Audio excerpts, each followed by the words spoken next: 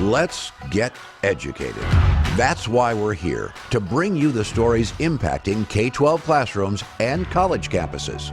It's time for a little education. Greetings and happy Tuesday to everyone out there. I am Katie Petrick, joined as always by the David Fiorazzo. Hello. And today, David is pulling double duties, but yesterday Always. you pulled double duties, and Yes. tomorrow you'll pull double duties. What do I mean by that? I mean, of course, that David is your host for Worldview Matters, because guess what? Worldview matters. Yes, new show. And there are matters of the world yes. to we, view. We can say new show for 6 months, I think. Is that what you're allowed I to? think that's, it's kind of like newlyweds. Like when you to get be a banner, when you get a new business, and you put new business or whatever, you can have that banner, I think, 6 months. Anyway, today I talked to Pastor David Roth on worldviewmatters.tv.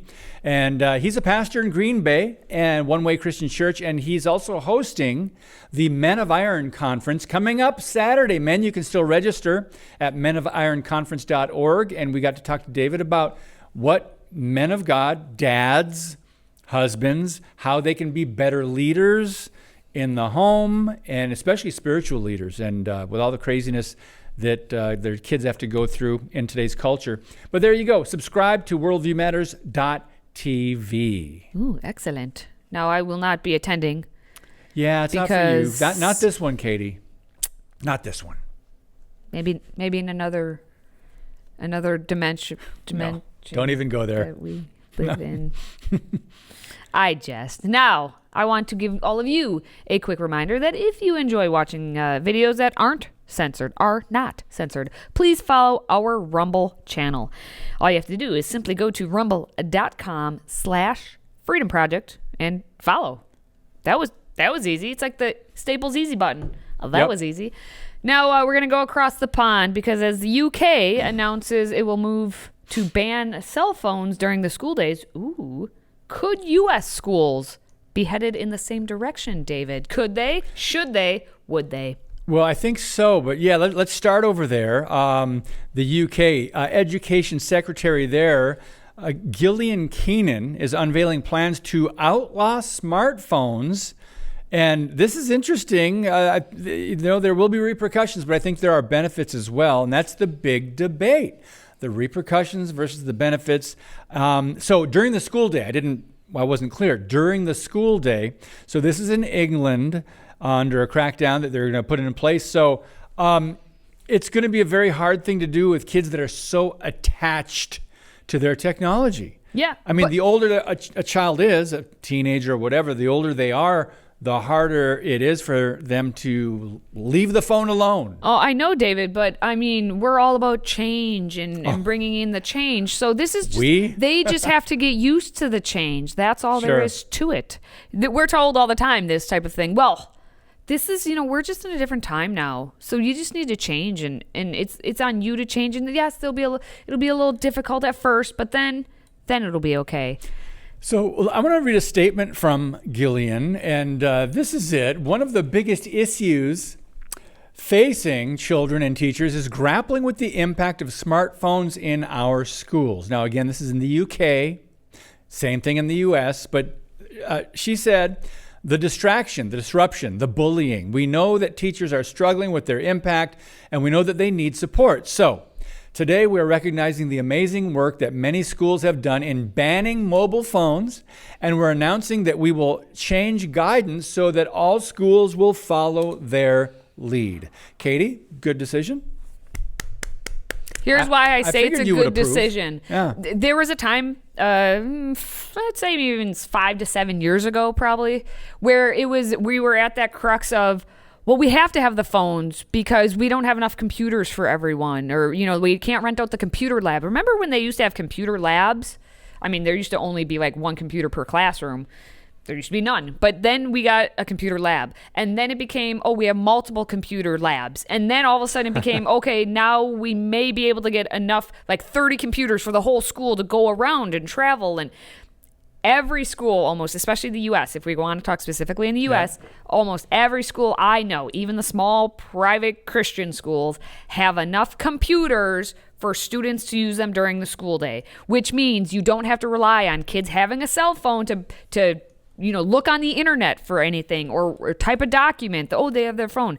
Why then are we keeping the cell phones? So mom, and yes, I'm looking at you mostly moms, text their kid during the day. Get the kid distracted and away from what they are supposed to be doing, which is focusing on school. Because children, just like adults, get distracted. If you're in your office and you're working diligently and then someone walks in, you could call that someone a text message walks in on your cell phone. Let's pretend. Yeah.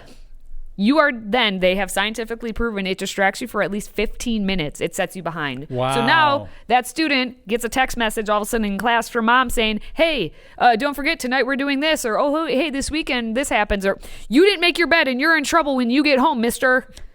That kid probably would be distracted a lot longer, but that's 15 minutes of that class period that is gone, that you cannot get back. So yes, I am in favor of the cell phone distraction being out of the classroom. Well, we talked about the UK. Let's talk about the US now, and that we need to follow England's lead and ban cell phones from schools. And let's check out this video. We'll come back and we'll talk about it. It's lunchtime and the cell phones have come out with a vengeance. Can you imagine a full hour or more without the ability to scroll, text, or click? The Romeo Community School District is just one of many that thinks it would be great to be able to ban cell phones during school hours, but... Great concept. Not going to happen.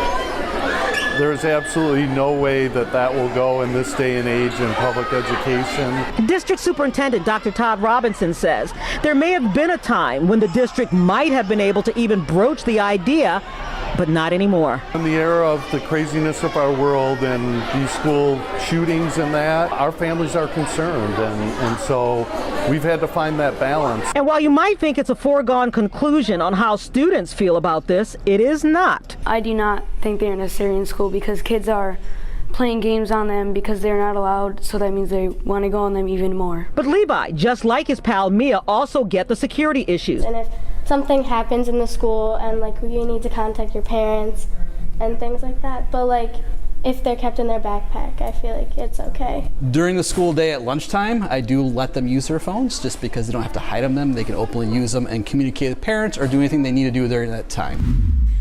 For the record, there was a landmark study, and this was the London School of Economics, that determined that banning phones in schools added 6% to test scores. Huh. And that's the equivalent of an extra hour of learning weekly. Huh. So now we're in the U.S. talking about this, and there's pushback from administrators, teachers, thinking they're not going to be able to it's going to be a discipline issue, and they don't want to be the bad guy saying, no, you can't have your phone, right? Well, yes, and you heard that specific administrator say, well, it's a great idea, but oh no, we can't do it. And it's only because he wants to cover his back end, because he doesn't want to deal with the parents who are the current parents, are the ones who then got brought into this brought into the having the cell phone. So it has to be the older ones who are used to not having the cell phone in school actually fighting back on it. But this is what's going to happen. We just give in to whatever the trends are instead of what's good for the children. And what then is good for society as well. A complicated topic, but let's move on. Still to come, a high school in Missouri has just placed one of its teachers on leave after discovering she was just making thousands of dollars a month making X-rated videos. But does the school have the right to tell her what she can or can't do outside the classroom? We're talking about that next.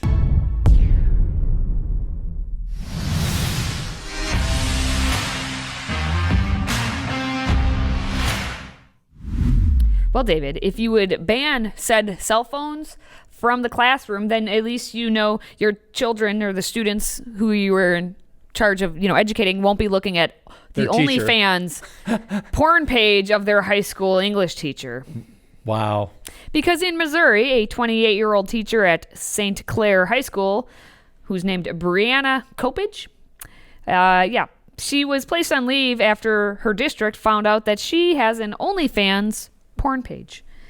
And Brianna spoke about this. She talked about it. Really? She said, it was kind of always like this cloud hanging over my head. I never knew when I would be discovered, which means she knew what she was doing. Okay. Then about 2 weeks ago, my husband and I were told that people were finding out about it. So her OnlyFans page, that's her husband. She said, so I knew this day was coming, meaning the day that she would get caught and told, like, you're on leave, we have to investigate or whatnot. Now, St. Clair is just about 55 miles away from St. Louis you're talking middle of the country here. Yeah. Right? Smack dab in the middle of the country. There you have. The school superintendent, Kyle Cruz, said in a statement that the district was recently notified that an employee may have posted inappropriate media on one or more internet sites, aka she has an OnlyFans page. Cruz said that the district has engaged legal counsel to conduct a comprehensive investigation into this matter. Actions taken as a result of the investigation will be in accordance with board policy and with guidance from legal counsel. And you're wondering, David, how did this happen? She's a high school English teacher. That might summarize it right there as to how this happened. Well, Kopitz said that she actually joined the direct-to-subscribers website OnlyFans over the summer. This is a recent development to supplement her teaching salary. How can I make more money? Let's see. Okay, well, can you just we think call of it the the thought side process? hustle. Remember the side hustle? It's the new thing. Apparently that involves, for some people, OnlyFans pages. My Well, she taught English to freshmen and sophomores. She made about $42,000 last year. And she said that she has earned, just in the very little time she's been on, $8,000 to $10,000 per month. Per month for her performances. Is that what they are? Performances? I guess. I don't know. You could on loosely OnlyFans. describe them as So yeah, I mean, she could performances. just work 4 months out of the year and But basically get the same amount of money. you know, there are a couple issues going on here.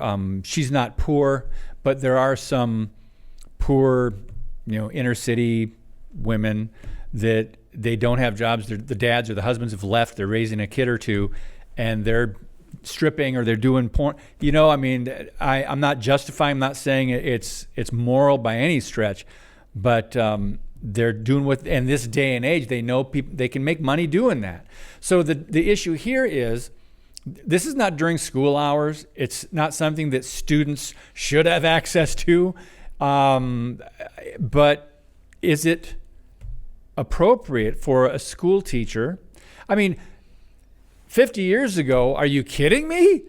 That would have been more like maybe, I don't know, maybe it's not even topless dancing. That would be like just a woman dancing at a nightclub 50 years ago. But today, you're going, okay, what's appropriate now when you've got anything goes in the ABC culture and in the public schools. This is true. Now, what's fascinating, again, Kopitz was interviewed about this stuff and seemingly spoke openly about it. She says she doesn't know who notified the school district of her account. She suspects it was after she appeared in a video with her husband and two other OnlyFans performers who have this substantial following as well. But she said the district says they haven't made a decision yet, basically, of what's happening with her position at the school. She said, but I'm just kind of putting the pieces together that I'm not coming back. I'm very aware that I am probably never going to teach again, but that was kind of the risk I knew I was taking. I'm sad about that. I do miss my students. Now, what's interesting, again, on this is since people have been made aware of her OnlyFans account, she's gained about 100 new subscribers. Jeez. And she's more than doubled her subscription price. So she says she plans to continue posting. She said that I do not regret joining OnlyFans. I know it can be taboo, or some people may believe that it's shameful, but I don't think sex work has to be shameful. She said, I do just wish things happened in a different way. She was an English teacher, everyone. Okay. Yeah. Well, this is what they're trying to legalize now, prostitution. They call it sex work. They want to bring some, I don't know, not integrity, but to people that are, quote, sex workers, because they see it as a career. I mean, talk to most people on the left and they'll say, yeah, I mean, Kamala Harris was one that said, yeah, prostitution should be legalized. It should be okay. So she would have no issue with this. And this is another, should we open up this can, Katie? I know we have to move on. We have to move on, but how did she get to the various positions that she's obtained? That's all. Just look back at You her mean history. Kamala? Mm-hmm. Willie Brown. How All right, did her career moving start? on. All right, moving on. How much money, speaking of, would you expect to make coming out of college today? OnlyFans pages excluded, I guess. Okay, okay. Yeah. It turns out that newly minted graduates may be dreaming of steak and lobster, although it's more vegan foods they would maybe desire. But yeah, they would take that over grilled cheese, which may be actually what they would eat instead. But we're going to break down the actual salary expectations for the 2023 year when we return. Today's show is sponsored by our friends at MyPillow. Save up to 66% on pristine quality bedding, towels, slippers, signature pillows, and much more when you use the code EDUCATED. That's EDUCATED. Educated. Support this show and a great American company.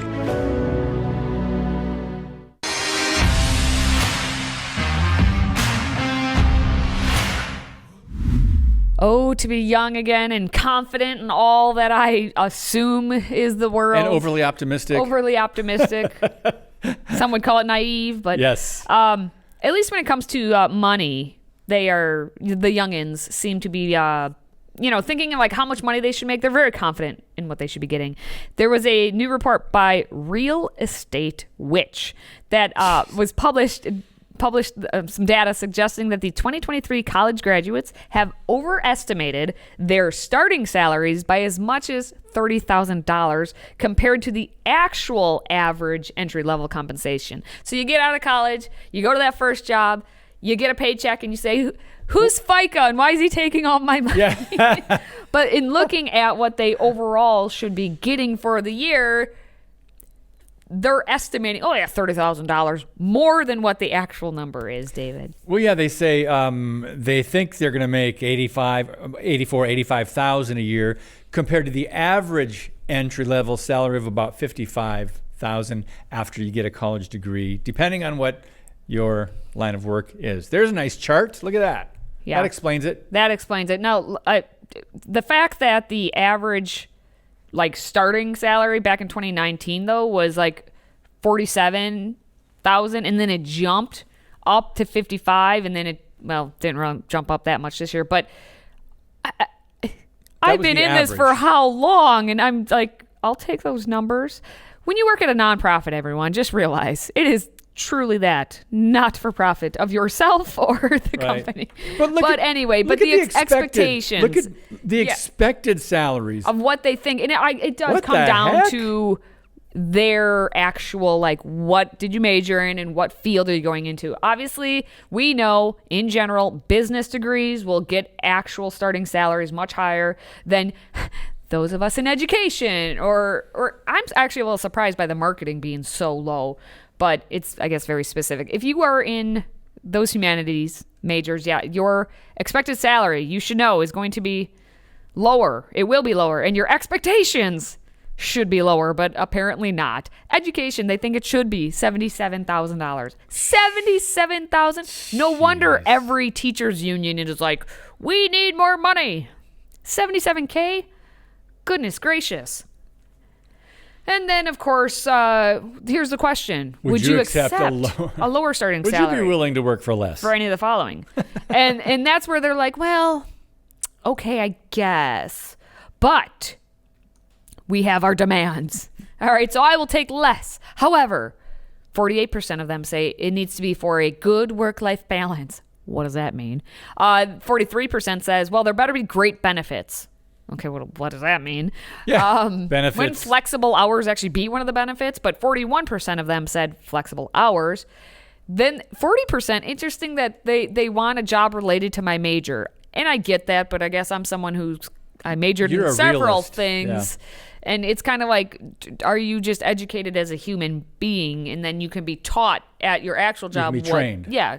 Well, we're not allowed to say that, David. You can't train. Don't 75% of college grads end up working in a different field? If not even more than that, yeah, absolutely. Well, 79% of the graduates feel that they deserve more money.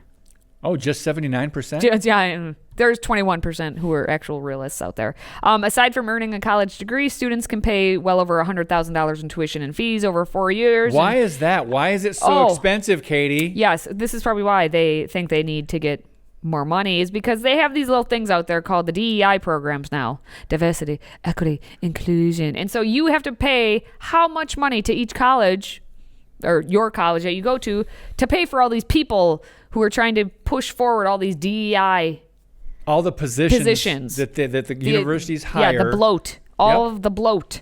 So they take on all this debt, and so then they're like, well, I'm entitled to all this money. Okay.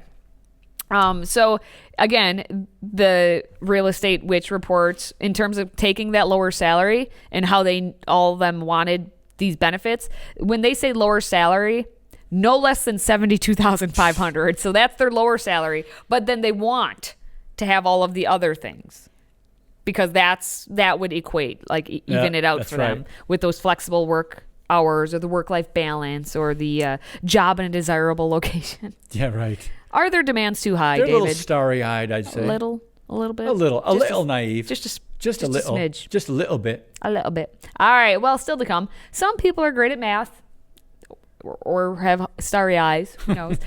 Some people are great at computer coding. Some are good talkers. We do have those people too. But we have one young man in Maine who has a passion for sports, and every week thousands of fans get to hear his gift in action. And this story has David named, the David name written all over it. So stay with us.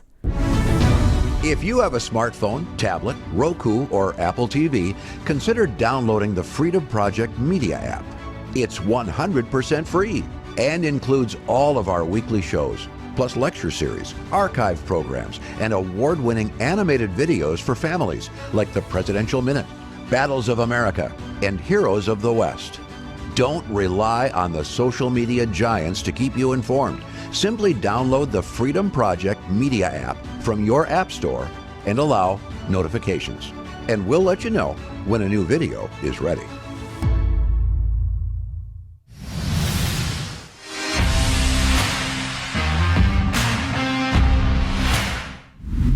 Okay, interesting story. There's a 13-year-old that's calling football games in Moline, Illinois. I've been there. It was in the 80s, but I was there. There he is, 13 years old, and he's announcing on Friday nights during football season as a play-by-play. His name is Grant Dahlstrom, and he sits high above Browning Field. You got to watch this video. We'll come back and talk about it. Good evening and welcome to Moline Maroons football on QC Sportsnet. On Friday nights during football season, high above Browning Field is play-by-play announcer Grant Dahlstrom. You only get to live once, so you might as well have that better opportunity. You might as well have that best opportunity to get the bigger level, and the only way to do that is to get experience. Dahlstrom is just 13 years old, but already has years of experience broadcasting on YouTube. Something I want to do for my future, so why not start young? The ability to be part of the excitement for games that I get to broadcast. Here's a give up the middle, physical running through the line, and he is in. Touchdown Maroons. That's when an opportunity presented itself in the form of local sports platform QC Sportsnet. To say he has polished well beyond his years is an understatement. I say he's kind of our unicorn, because you don't usually find broadcasters anywhere near this young who have that much ability. His preparation for a Moline game doesn't start the day of, but days before. Well, usually I get sent the rosters around Tuesday or Wednesday, so then I start doing some research on the big players like the running backs, quarterbacks, and like the leading receivers. I get stats sent to me later on in the week as well, so then I put that into the roster, and they all kind of just mesh together. He doesn't miss a beat, and when that microphone goes on and it's time to talk, you can tell that he's ready. Showtime. David's like, being the radio man, the announcer man. How did he do? I used to be. That's a niche. The sports broadcasting is a niche, and if you like sports, if you're a guy, you can be in heaven doing that. And he's. I'm sorry, Katie. Was that a sexist statement? Yeah. But listen, what's interesting, he's 13-year-old. Did you hear his voice? He had a mature, like a deeper voice already. It didn't sound like his age. His voice was deeper than the news guy. than the guy doing the news from the TV station. But yeah, it's one of those things, and you see that all the time, where it's like, wow, you look different than what I thought your voice sounded like. So it's cool that he's got the world ahead of him, man. The world is his oyster. If he's already got that much skill in just the couple lines that he's said, and he's already doing the research, and he's got a dedication to that craft. Yep. And it's a craft. Like he needs to practice, and he's doing well. That's awesome for him. Yeah, if you know sports and you're willing to do the prep as he was, he said he get the roster on Tuesday of the game day week, and but they can make a lot of money, but the positions are very limited. Mm-hmm. Why? You have ex-athletes like the Tony Romos and the pro athletes who just get to go that retire and go, and they end up being the announcers for Monday Night Football or whatever, doing the big shows. And so for him, the fact that he's doing the play-by-play, that's what will get him in. He needs to be the play-by-play, because you bring in the color commentary. The color commentary is done by all the stars to do that. Because they don't know how to get in there and call it out as the play is actually happening, to be able to make whoever's listening on the other end understand what's happening on the field, which is super cool. All right, well, hey, everyone out there, don't forget that you can catch Educated on the go by subscribing on your favorite audio podcast platform. And don't forget to download the Freedom Project Media app. Now, for David and myself, thank you for watching, thank you for listening, and thank you for supporting this show. Until next time, stay educated.